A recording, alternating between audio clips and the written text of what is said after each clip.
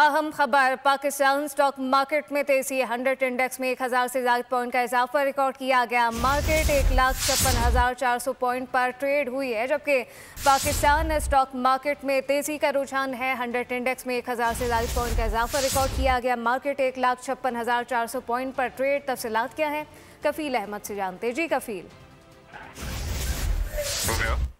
कफील आगा कीजिएगा। देखिए, stock market में आज तेजी का रुझान है और मार्केट में आज सेकंड डे है। मार्केट में इस वक्त जो है वो करंट इंडेक्स जो है 871 पॉइंट का इजाफा है और जो करंट इंडेक्स है वो 1,56,256 के लेवल पर मार्केट जो है वो ट्रेड कर रही है। ट्रेडिंग के दौरान 1,56,467 का मार्केट हाई बनाया है। तो मार्केट में जो मॉनेटरी पॉलिसी की वजह से जो खदशात है गो के जो अपने स्टेट बैंक ऑफ पाकिस्तान ने जिसको अनचेंज रखा है, तो मार्केट में इसका ज्यादा दिखेगा नहीं है असर और इस वक्त मार्केट है वो पॉजिटिव आगे चल रही है। कफील अहमद अपडेट कर रहे थे, आपका शुक्रिया। सब्सक्राइब करें और बेल दबाएं ताकि कोई खबर रह न जाए।